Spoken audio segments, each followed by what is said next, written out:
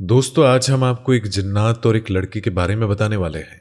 जिन्नात ने लड़की के साथ जो किया उसे देखकर आपकी आंखें फटी की फटी रह जाएंगी और आप सोचने पर मजबूर हो जाएंगे कि कोई जिन्नात एक लड़की के साथ ऐसा कैसे कर सकता है। दोस्तों, वीडियो में आगे बढ़ने से पहले आपसे गुजारिश है कि इस वीडियो को लाइक जरूर करें। तो चलिए देखते हैं ये वीडियो।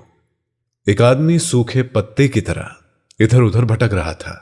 उसका नाम शरीफ अहमद था और अपने नाम की तरह ही वो शरीफ इंसान था।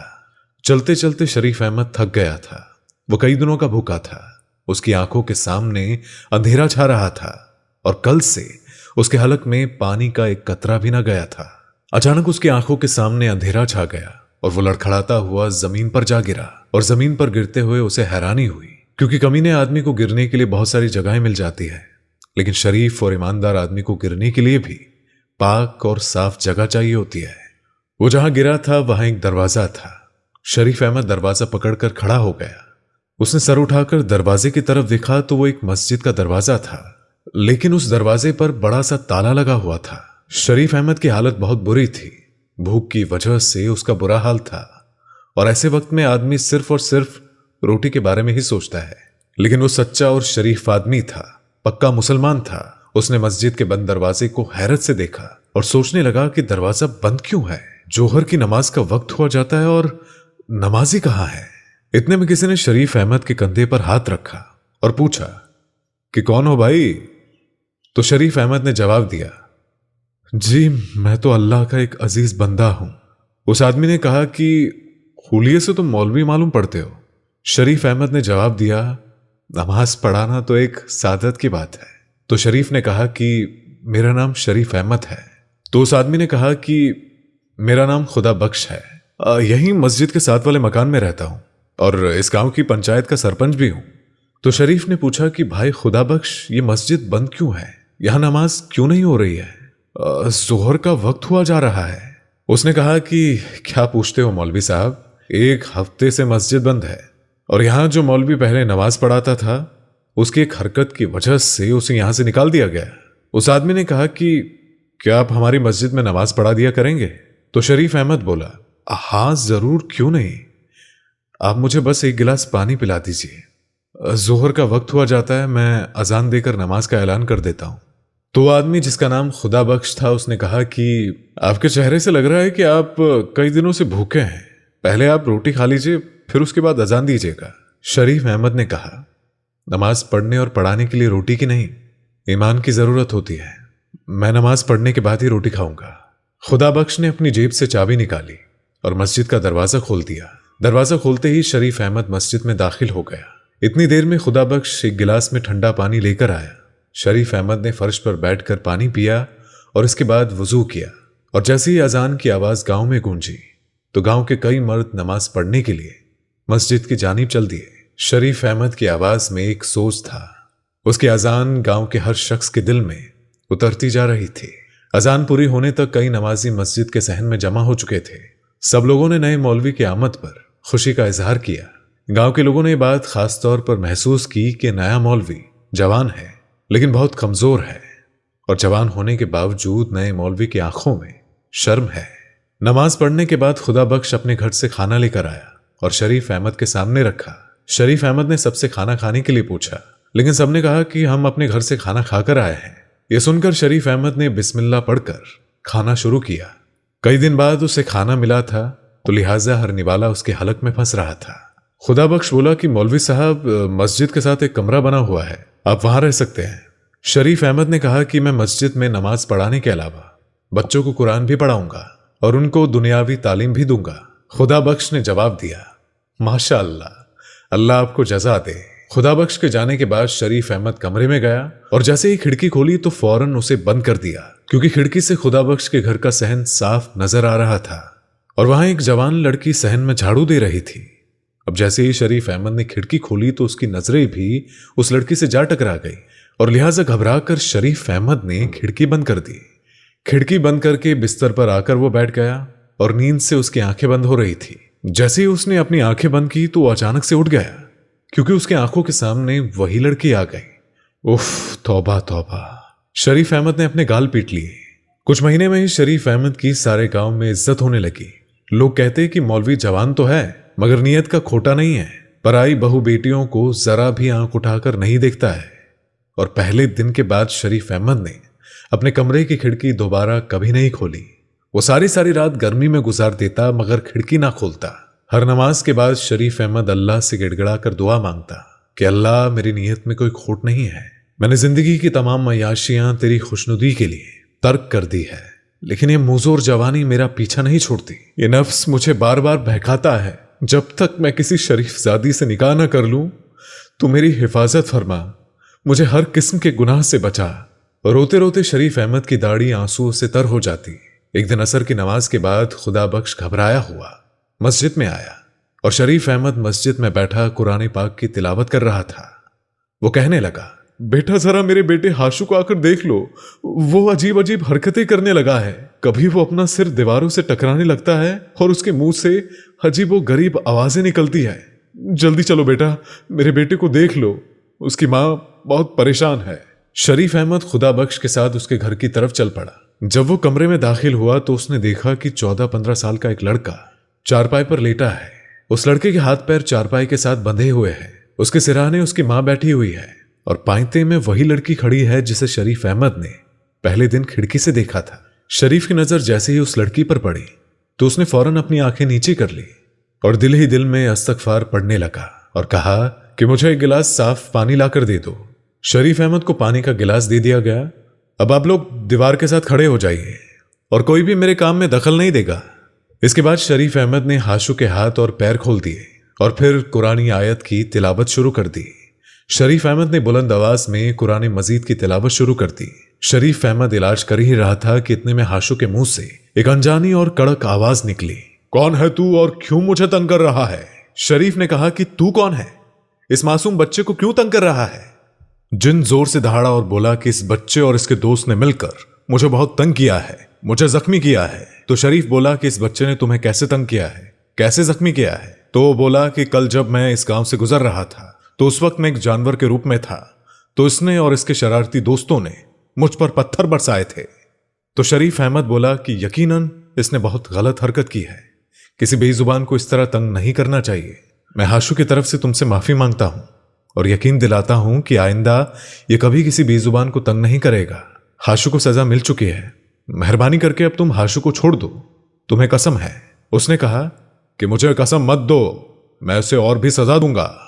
शरीफ अहमद बुलंद आवाज के साथ कुरान की तिलावत करने लगा और बचा हुआ पानी उसके ऊपर डाला तो हाशु के मुंह से एक जोरदार चीख निकली और वो तड़पने लगा और कहने लगा कि हाय हाय जालिम, मुझे मार डाला, जला डाला, अच्छा नहीं किया तूने मौलवी। अभी तो मैं जा रहा हूं मगर मैं फिर वापस आऊंगा, जरूर आऊंगा। इसके बाद शरीफ हाशु की तरफ बढ़ा और कहा कि कैसे हो तुम अब? तो उसने कहा कि मैं ठीक हूं मौलवी बेटा, तुम्हारा बहुत बड़ा एहसान है हम पर। तो शरीफ अहमद ने कहा कि मैंने कोई एहसान नहीं किया है, यह तो अल्लाह के पाक कलाम का असर है, अल्लाह के पाक कलाम में बहुत बरकत है। यह कहकर शरीफ अहमद ने अपना बैग उठाया और एक कलम और एक दवात निकाली। दवात खोलते ही पूरे कमरे में जाफरान की खुशबू फैल गई। शरीफ अहमद ने कलम को जाफरान में डुबोया और ताबीज लिखने लगा। ताबीज लिखने के बाद शरीफ अहमद ने ताबीज खुदा बख्श के दाएं हाथ में दिया और कहा, इस ताबीज को चमड़े में लपेटकर हाशु के सीधे बाजू पर बांध देना और रोजाना असर की नमाज के बाद हाशु के सराहने सूरह फलक और सूरह नाम की तिलावत करते रहना। मुझे यकीन है कि जिन दोबारा इस घर का रुख नहीं करेगा। इस वाकये के तीसरे दिन असर की नमाज के बाद शरीफ मस्जिद में बैठा हुआ था तो हाशु भागता हुआ आया और सलाम करके कहने लगा कि आपको अब्बा जान ने बुलाया है। तो शरीफ अहमद ने अपना बैग उठाया और तेज तेज कदमों से हाशु के पीछे चलने लगा। घर आकर खुदा बख्श की बीवी से पूछा, क्या हुआ? तो उसने कहा कि मौलवी बेटा, न जाने क्यों इन जिन्नों ने मेरा ही घर देख लिया है। पहले हाशु पर जिन आ गया था और अब शरीफा पर। तो मौलवी शरीफ अहमद ने कहा, आपको कैसे मालूम कि आपकी बेटी शरीफा पर कोई जिन आया है? तो उसकी मां ने अपनी बेटी के बारे में बता दिया कि वो अजीब अजीब हरकतें कर रही है। इसके बाद शरीफ सबके साथ उस लड़की के कमरे में गया और वज़ाइफ करने लगा। इलाज के बाद शरीफ अहमद ने अपना बैग खोलकर कलम और दवात निकाला और ताबीज लिखने के बाद ताबीज खुदा बख्श को दिया और कहा कि यह ताबीज चमड़े में सीकर शरीफा के सीधे बाजू पर बांध देना। ये कहते हुए शरीफ अहमद ने अपना बैग उठाया और घर से सलाम करता हुआ बाहर आ गया। अगले दिन शरीफ अहमद मस्जिद में बैठा था कि हाशु उसे दोबारा बुलाने आ गया। उसकी बहन की तबीयत फिर से खराब हो गई थी। शरीफ अहमद दोबारा घर गया तो घर जाते ही उसने कुछ नए लोगों को देखा। वहां एक बड़ी उम्र की औरत चारपाई पर बैठी थी, जबकि चारपाई की सिरहाने पर एक लड़का खड़ा था। लड़के का कद तकरीबन 5 फुट का था। शरीफा की मां ने कहा कि हावा मौलवी बेटा, घबराओ नहीं, असल में ये शरीफा की सास है और ये इसका मंगेतर है। शरीफ अहमद ने कहा कि अल्लाह ताला के पाक कलाम की बरकत से वो जिन्नज़ादी यकीनन शरीफा का पीछा छोड़ देगी। कल मैंने जो ताबीज दिया था वो शरीफा के बाजू पर बांधा था या नहीं? तो उसकी मां ने कहा कि मौलवी बेटा, मैंने तो रात को ही उसके दाएं बाजू पर ताबीज बांधा था, लेकिन सुबह देखा तो वो ताबीज उसके बाजू पर नहीं था। शरीफा से भी पूछा मैंने, मगर उसे भी मालूम नहीं था कि रात के वक्त ये ताबीज कहां गया। इसके बाद शरीफ सबके साथ कमरे में चला गया और इलाज शुरू कर दिया और कुरान पाक की तिलावत और वजीफा पढ़ता रहा और उससे कहने लगा कि तू जिन्नज़ादी है, औरत है, इसीलिए मैं शराफत से कह रहा हूं कि इसे छोड़ दे, इसकी शादी होने वाली है। अगर तूने इसे नहीं छोड़ा तो। ये सुनकर वो बोली कि शादी और इसकी, जो शख्स इस लड़की से शादी करेगा वो शादी की पहली रात ही दर्दनाक मौत में मारा जाएगा, और ये मेरा वादा है और ये पत्थर की लकीर है। दोस्तों, हम आपको बता दें कि यहां पर ये लड़की खुद ड्रामा कर रही थी। आप इस वीडियो को देखते रहें, आपको पता चल जाएगा। उसकी बात सुनकर उसकी होने वाली सास और मंगेतर का रंग सफेद पड़ गया। इतने में शरीफा अचानक अपनी जगह से चलती हुई दीवार की जानी बढ़ी और डंडा लेकर अपने होने वाले शौहर और उसकी मां को मारने लगी और कहने लगी, तू मुझसे शादी करेगा? इतने में शरीफा के माँ बाप उसके हाथ से डंडा छीनकर उसको काबू में करने लगे और उसको कमरे में बंद कर दिया। इसके बाद शरीफा की होने वाली सास कहने लगी, माफ करना भाई, मैं आज मंगनी तोड़ती हूं, मुझे नहीं करवानी अपनी बेटी की शादी तुम्हारी इस बेटी से। यह कहकर वो दोनों माँ और बेटे घर से चले गए। शरीफा के माँ बाप परेशान हो गए। शरीफ अहमद ने थोड़ी देर इंतजार किया और फिर अपना बैग संभाल कर सलाम करता हुआ घर से बाहर निकल गया। शरीफ अहमद रात भर परेशान रहा। उसकी समझ में नहीं आ रहा था कि यह जिन्नज़ादी कितनी ताकतवर है, जो इसके इतने वज़ाइफ के बाद भी शरीफा पर कब्जा जमाए बैठी है। शरीफ अहमद के जलाली वजीफे का भी उस जिन्नज़ादी पर कोई असर नहीं हुआ था। दोस्तों, यहां पर हम आपको बता दें कि शरीफा पर किसी भी जिन्नज़ादी का कोई असर नहीं था, वो तो बस ड्रामा कर रही थी। अगली सुबह शरीफ बच्चों को कुरान मजीद पढ़ा रहे थे कि अचानक हाशु भागता हुआ आया और कहने लगा कि मौलवी साहब जल्दी चलो, और उसकी बहन की तबीयत फिर से खराब हो गई थी। शरीफ अहमद घर गया तो शरीफा की मां ने कहा, मौलवी मेरी बेटी कब ठीक होगी? ये जिन्नज़ादी कब उसका पीछा छोड़ेगी? शरीफ अहमद ने कहा कि फिक्र ना करें, ये जिन्नज़ादी जल्दी ही शरीफा का पीछा छोड़ देगी। अल्लाह तेरी जुबान मुबारक करे बेटा, मेरी बेटी तो पूरे गांव में बदनाम हो गई है और ऊपर से इसकी फूफी ने भी रिश्ता तोड़ दिया है। अब तू ही बता कौन करेगा मेरी बेटी से शादी? तो शरीफ अहमद बोला कि अम्मा आप फिक्र ना करें, अल्लाह बेहतर करेगा, और ये रिश्ता खत्म हो गया तो क्या हुआ, अम्मा अल्लाह इससे बेहतर रिश्ता भेजेगा। आप जाकर शरीफा के कमरे का दरवाजा खोले और आज मैं ऐसा जलाली वजीफा करूंगा कि वो जिन्नज़ादी चीखती हुई भाग जाएगी और मेरे साथ कमरे में और कोई नहीं होगा। शायद शरीफ को उस पर शक हो गया था। अब क्योंकि शरीफ अहमद भी बड़ा नेक इंसान था और उस लड़की की हालत भी दिन ब दिन खराब होती जा रही थी, इसीलिए शरीफ अहमद आहिस्ता से चलता हुआ शरीफा की चारपाई के पास आया और शरीफा चारपाई पर बैठी हिल हिल कर अल्लाह का बिर्द कर रही थी। शरीफ अहमद चारपाई के पास पहुंचकर रुक गया। थोड़ी देर तक शरीफा को देखता रहा और फिर आहिस्ता आवाज में बोला, शरीफा ये नाटक बंद कर दो, हम तुम्हारे ऊपर कोई जिन्नज़ादी नहीं है, मुझे मालूम है। शरीफ अहमद की बात सुनकर शरीफा खामोश हो गई। उसने अपना सिर ऊपर किया और शरीफ अहमद को घूरने लगी। उसने कहा, तो तुम्हें पता चल गया है कि मैं ड्रामा कर रही हूं? शरीफ अहमद ने कहा कि हाँ मुझे पता चल गया है, और तूने अपनी आंखें लाल की है। तो शरीफा ने कहा कि मैंने ग्लिसरीन डालकर अपनी आंखें लाल की है।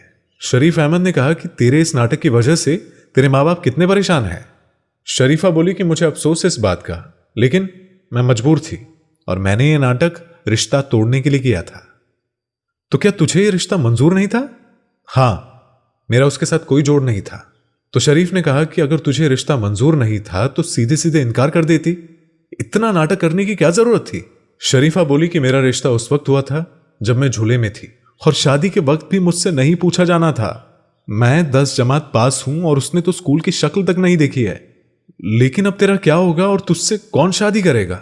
आसपास हर जगह तो तू मशहूर है कि तू असीब ज़दा है, ये सुनकर शरीफा मुस्कुरा दी और कहने लगी, मुझसे शादी वही करेगा जिसे मालूम है कि मेरे ऊपर किसी जिनजादी ने कब्जा नहीं किया है। शरीफ अहमद वाकई में शरीफ था। उसने कहा, क्या मतलब? तो लड़की बोली कि या तो तू बहुत मासूम है या फिर बन रहा है। शरीफा ने शरारती नजरों से शरीफ अहमद को देखते हुए कहा, क्या मतलब है तेरा? शरीफ अहमद सब कुछ समझते हुए भी अनजान बन रहा था। सायानों ने बिल्कुल सच ही कहा है कि औरतों के मकरो फरेब से अल्लाह ही बचाए। शरीफ अहमद ने कानों को हाथ लगाते हुए कहा और अपना बैग संभालकर कमरे से बाहर निकल गया। क्या हुआ बेटा? शरीफा की मां ने कहा। बेटा, क्या जिनजादी ने शरीफा का पीछा छोड़ दिया? तो शरीफ अहमद बोला कि जी, बहुत ही जल्दी वो जिनजादी शरीफा का पीछा छोड़ देगी। शरीफा की मां परेशान थी कि इससे शादी कौन करेगा। फूफी ने तो इसका रिश्ता तोड़ दिया है। आसपास के गांव में तो मशहूर हो गया है कि ये जिनजादी है और दूल्हे को मार देगी। इतने में शरीफा की मां बोली कि बेटा, तुझे तो सब कुछ मालूम है ना, तू मौलवी भी है और तू इन सब चीजों से डरता भी नहीं है, तो क्या तू करेगा मेरी बेटी से शादी? और वैसे भी तू शादीशुदा नहीं है। यह सुनकर शरीफ अहमद ने कहा कि मैं आपकी बिरादरी का नहीं हूं और कहीं ऐसा ना हो कि आपकी बिरादरी के लोग बुरा मान जाए। लड़की की मां ने कहा कि इस मुश्किल वक्त में कौन सा मेरी बिरादरी मेरे काम आई जो मैं बिरादरी का बुरा मानने के बारे में सोचूं। और फिर तू भी तो मुसलमान बंदा है और इस नाते तो तू मेरी बिरादरी का है। तो शरीफ अहमद कहने लगा, पल्ले गांव में मेरी खाला रहती है, मैं सवेरे जाकर उनको ले आऊंगा, आप उनसे मेरी शादी की बात कर लेना। शरीफ अहमद ने अपनी रजामंदी जाहिर करते हुए जवाब दिया था। तो दोस्तों, आज की इस वीडियो में बस इतना ही। मिलेंगे आपसे अगली वीडियो में, तब तक के लिए अल्लाह हाफिज।